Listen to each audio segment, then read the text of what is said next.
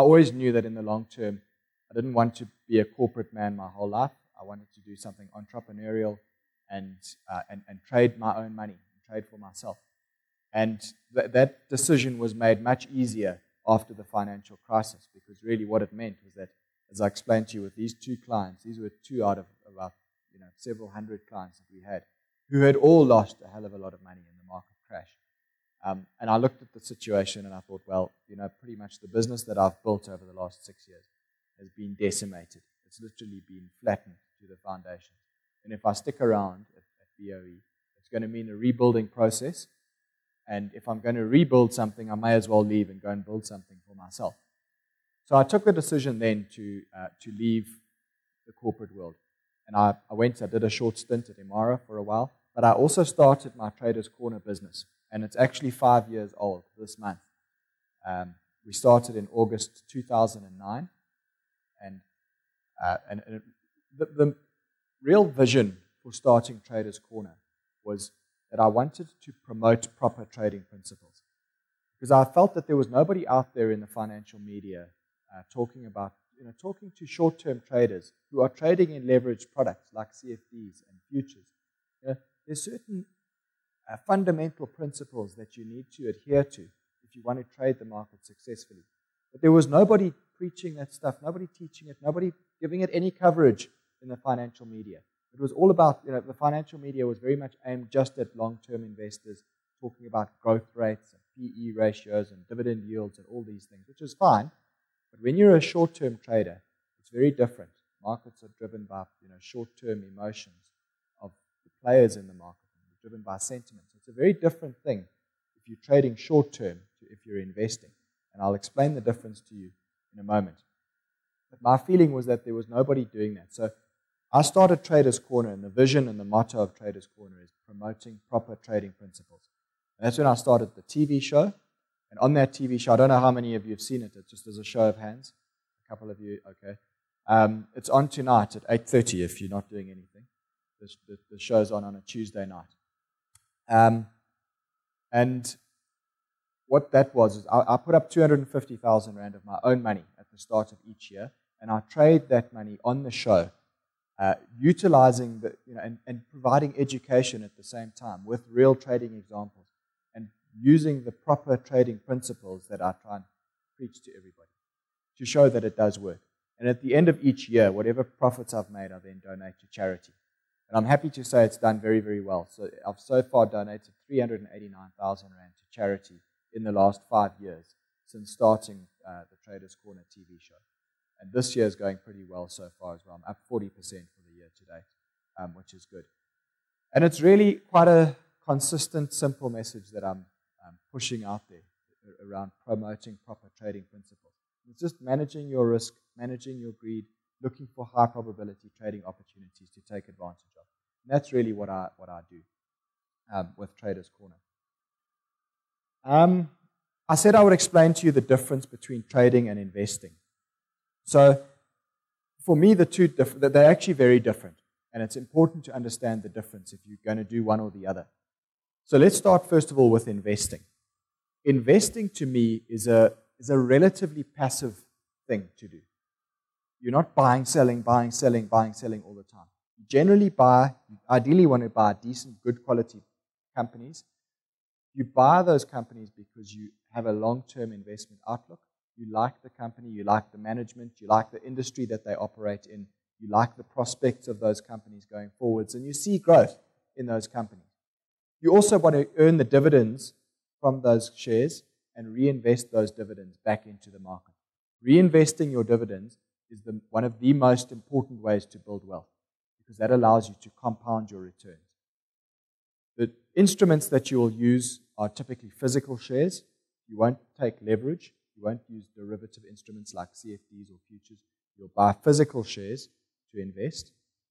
And your analysis methodology is usually going to be mostly fundamental analysis. And I'd say fundamental analysis. I'm talking about looking at the numbers, looking at the balance sheet, looking at the growth of the company, looking at the dividend yield, looking at what future growth areas they're looking to grow into, that type of stuff.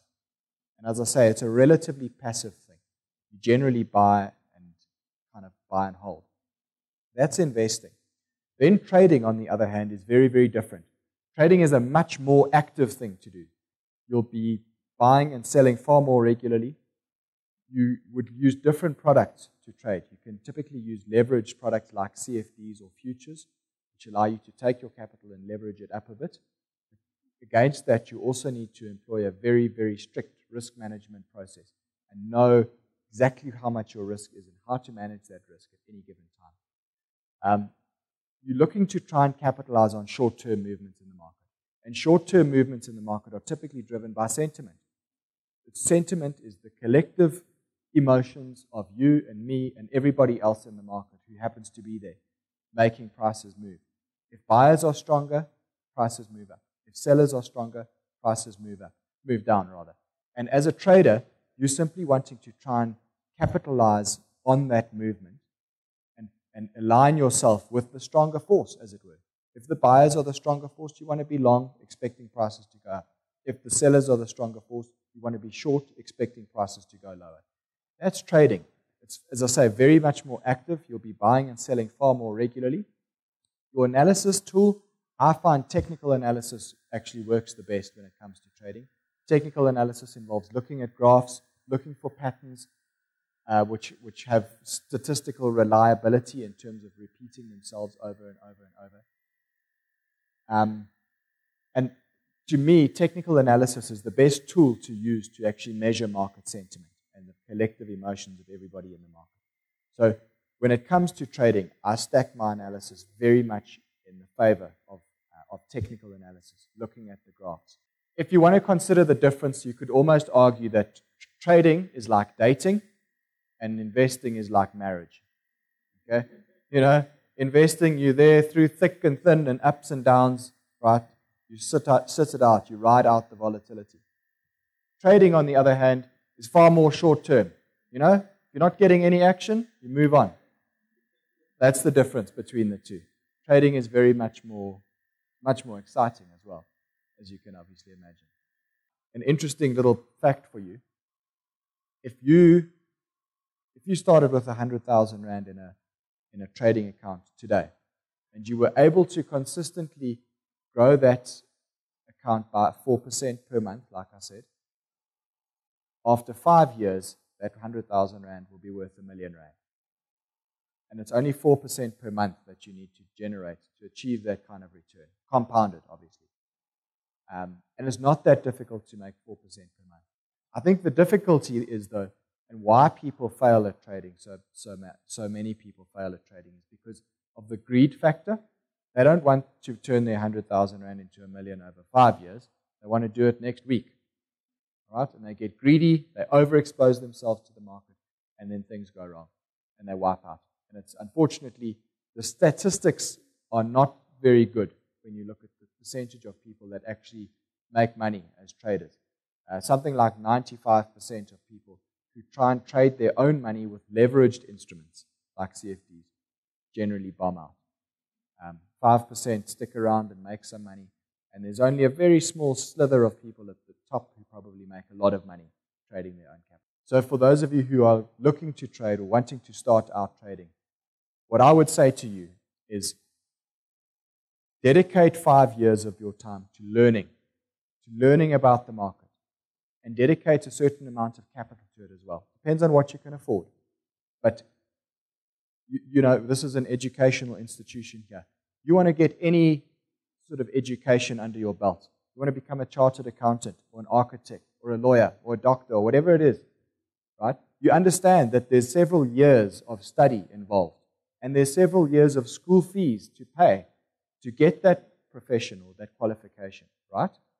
Now, you can't go to university to get a degree in trading. You know, it doesn't exist.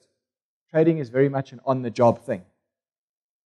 But you need to treat it in the same way and understand, hey, I need to invest 5 years of my time, and I'm going to allow myself, 100,000 Rand, or whatever it is that you can afford, of money that I'm going to throw at this, because it is going to, unfortunately, there will be losses along the way, and we consider those school fees. You learn from your mistakes. So that's what I would say to anyone that wants to set out to become a trader. Allow yourself the time to learn and understand that it's going to take you a number of years to learn the profession, and it's also going to cost you some money along the way. Right? Just like any other education that you get. All right.